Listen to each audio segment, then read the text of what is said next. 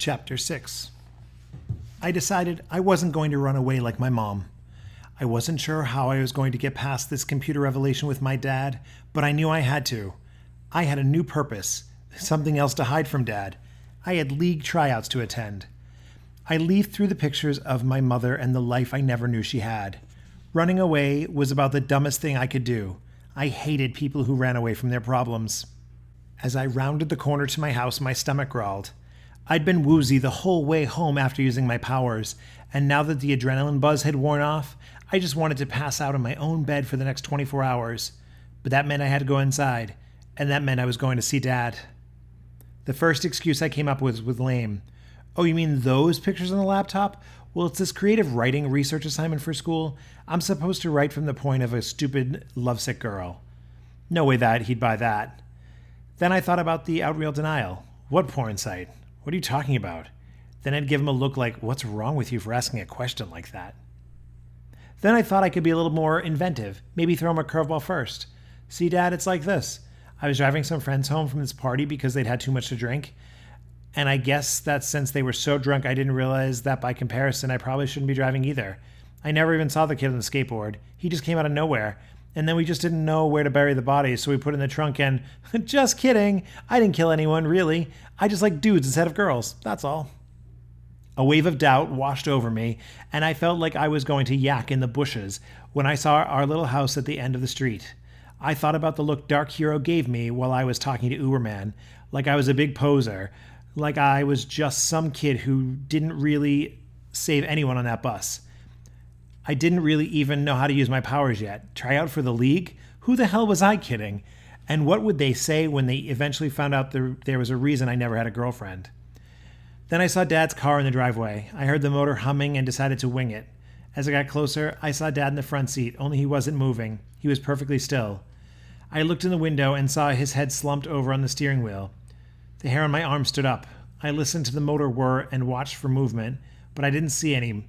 I reached through the open window and nudged him on the shoulder. A moment passed and he didn't move. The back of my neck tingled, and I reached out to nudge him again. Then he bolted upright in the seat and looked out at me. His eyes were wet, his face red and swollen. Oh God, this was way worse than I'd expected. He'd been bawling. I'd never seen him like this, not even when Mom disappeared. He looked up at me with pleading eyes. I opened the car door, lifted his arm around my shoulder, and helped him to the sidewalk, up the steps to the front door. He'd exhausted himself from all the crying. His arms drooped like limp noodles over my shoulder. I'm sorry, Dad. I'm so sorry. It was all I could say. So much for improv. I helped him into his lazy boy and propped his leg rest up for him. He stared forward with a blank expression. You want me to get you something to drink? If he wouldn't take a beer at this point, I certainly would. Dad, I'm so sorry. It's just that I kneeled down on the floor. It seemed more appropriate to be on his level. I sighed, and for a second I wanted to cry too. I couldn't stand destroying what remained of his dreams like this. I had no clue how the hell I was going to fix this. He couldn't even look me in the eye. Instead, he reached for the remote control with his bad hand and mashed the messy lumps of flesh that used to be his fingers onto the buttons. Then I heard the reporter on the TV. Again, for those of you just joining us, Captain Victory, dead at 97. My head jerked toward the set. They were playing a montage of the young Captain Victory, ancient footage from his glory days, fighting Nazis, leading the charge up the beach on D-Day. Footage of Captain Victory, founding member of the League, as he welcomed in a new era of superpowered heroes, shaking hands with Justice and Uberman. I noticed in all the clips that Dad had been conveniently edited out, although I did catch a glimpse of his boot in one segment of the League locked in battle with the secret society of supervillains. Dad wasn't crying about what he'd found on the computer at all. I hadn't shattered his last hope of happiness. He'd lost his one true hero. For the first time in my life, I thought Dad looked old. His face was drained of all color, his frame seemed less bulky than frail, and all his energy had left him. He suddenly seemed about 30 years older, and I wondered if this is how it would be one day when I was the one spooning the Jell-O cubes in the nursing home. His arms shook as he pushed himself up from the chair, and I thought his legs would buckle. Where are you going? I asked. He kept walking. To get my costume. He polished the buckle to his utility belt first.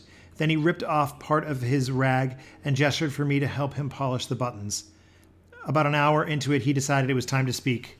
"You're awfully quiet. Want a beer?" Dad had already had a few.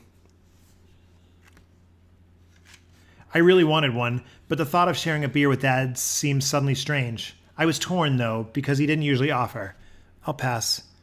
I heated up the kettle and brought him a cup of sleepy time tea instead. He didn't seem to notice it wasn't a beer, and he set it down next to his medals. First person I ever wanted to be was Captain Victory. Dad speared some polish neatly around the edges of the button and lost himself in a memory. He had no reason to care about a kid like me. I reached for the jar of polish. "How did you meet him?" Dad chuckled to himself. "I figured out who he was, his secret identity. We used to play heroes at the home when I was little. At first, I never got to play Captain Victory. That was an honor reserved for the oldest boys. But everyone else found homes, and soon I was the oldest boy. So I got first pick whenever we played." Dad rubbed a gob of spit on the button to make it shine. "I guess I just paid attention, looked where no one else did. Hell, I'd followed every single story, bought every decoder ring for years. I remember seeing his picture in the paper as Captain Victory and holding it up next to his byline. He was a great newspaper photographer too, you know.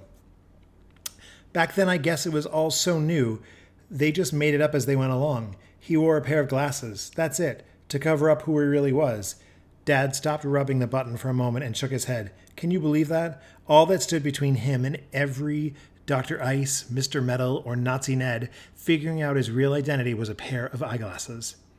I looked at my father and thought about how careful my mother had been about hiding her private life. I wanted to ask him about her, but I couldn't even speak. This was the most he'd opened up to me, ever. I stared down at my button. My fingers were cramping, and I didn't feel like polishing anymore. So I made an appointment with him at the paper, told him I had an important tip. I was probably only 15 at the time. God, I had some balls. I put on my Sunday finest, marched right over to his desk in the newsroom, and sat down. He didn't even bother to look up from his phone call. He put his hand over the receiver and told me he was really busy and they didn't usually take anonymous tips, especially from kids, and that this would have to be quick. And what was it I knew that was so important anyway? I told him I knew who Captain Victory really was. He hung up the phone and looked at me. Then I pointed at him, sat back in my seat, smiled, and said with utter confidence, "I knew it." I caught myself smiling at the thought of Dad as a teenager, taking the piss out of some too-busy journalist and figuring out that one of the world's greatest mysteries just because he believed. So I told him either he would take me on as his new sidekick and teach me everything he knew, Dad took another sip of his tea, or I'd go to the rival paper with the story. I choked on my drink. "You blackmailed him?" "Basically, yeah." Dad caught himself smiling at the memory and then suddenly stopped, probably when he began to think about whatever happened to that brave little 15-year-old from the Barry Robinson Home for Wayward Boys who knew exactly how to get what he wanted in life and wasn't afraid to go after it. "Be right back." He headed upstairs, and I heard him rooting around in his closet. He jogged down the stairs and sat back down on the floor, his costume still laid out in front of him, and handed me a box of old pictures. Mom wasn't the only one with a secret stash. He said he'd take me on as his protege on one condition, that one day I'd return the favor and take on my own sidekick. In my head, I could see that secret picture Mom had taken of Captain Victory, Dad, and his sidekick, Right Wing, each of them holding up 3 fingers for the camera, 3 generations of heroes. For as long as I could remember, this period of Dad's life had been a blind spot. He'd never said more than 2 words about his time as the world's worthiest hero, and I learned very young, after only 1 spanking in fact, never to ask. But sure as it was almost sunup, here he was sharing with me the details of his origin. I guess death brings out all sorts of things in people. I leafed through the piles of pictures. Dad and old Vic fighting the good fight. Their own rogues gallery of villains, the serious ones, the ones everyone remembers.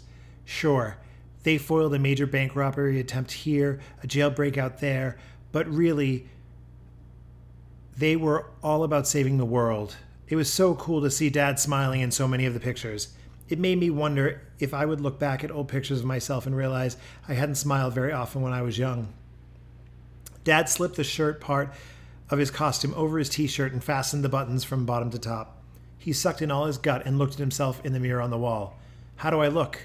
The 3rd button down, right above his solar plexus, popped off the shirt, flew across the room, and landed with a splash in his cup of tea. For a second, I didn't know how to react. Would this set Dad off? Then, with no warning, we both exploded into a fit of laughter. Dad actually had to kneel down on the floor to catch his breath. He was laughing so hard. It felt good to laugh this way with Dad, healthy and real. He reached over for the mug, gulped down its remaining contents, and flashed me a big smile with the button wedged firmly between his teeth. That set me off laughing again, and Dad was chuckling so much, his shoulders bouncing up and down uncontrollably, that he had trouble threading the needle to sew the button back on. I watched him struggle with the needle and thread as he laughed, and my mind flashed to a memory of how Mom used to sew a button on in seconds flat without even taking her eyes off the spot she always seemed to be looking at outside the window. Can I ask you a question? Dad caught his breath and nodded. Sure. How did you do all those great things? I mean, without superpowers or anything. I saw a smile creep into the corners of Dad's mouth. Well, I worked very, very hard training and preparing. There's no room for error in that line of work, so I was supremely dedicated, and whenever I really needed to step up, I just believed in myself. That's usually all it took. Then I could do whatever I wanted. I thought for a minute how nice it must be to believe in yourself. Hey, Dad, I cleared my throat. Why do you think I never get sick? That's 2 questions. The smile had been forming in the corner of his mouth was gone. I'd never felt this close to Dad before, and I really wanted to talk about what was on my mind, about all these changes happening inside me. I haven't been sick since I was little and had strep that time, not even a cold. It's pretty unusual, isn't it? Dad looked down and poked the needle through the hole of the button.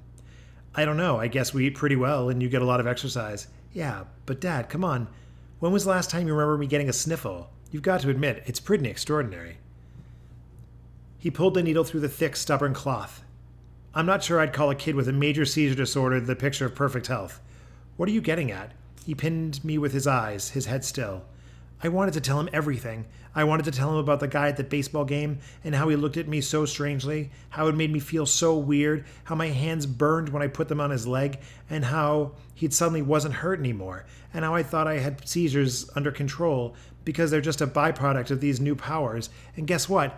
I just had my first real rescue on this bus. Well, sort of my first rescue. And then I met the league, and they invited me to try out. Your own son, can you believe it? I wanted to tell him that I'd found Mom's old pictures. Why did Mom leave? Even before I finished asking, I knew it was a question my father wouldn't answer. Dad looked down at his button. He inhaled deeply, sighed, and rubbed his weary eyes with the nub of his hand. He looked down at the melted flesh where his fingers used to be and pretended to check his watch. We should get some sleep. And just like that, the walls were back up. I sat perfectly still and watched Dad collect the beer cans. Then I took the mug and put it in the sink. Dad tossed the cans in the recycling bin and told me to leave the dishes. He'd wash them tomorrow. I crawled into bed, and the sheets felt cool and smooth. I didn't bother closing the shades because I wanted to look at the moon for a while and turn my mind off. I was drifting off when my door creaked open. Dad poked his head inside. I don't want you to worry, Tom. You'll find the right girl to settle down with one day, and you'll make it work. You won't make the same mistakes I did. Then he gently closed the door, careful not to make a noise, and I didn't hear the floorboards as he crept off to bed. I turned over and faced the window with my eyes wide open in the moonlight.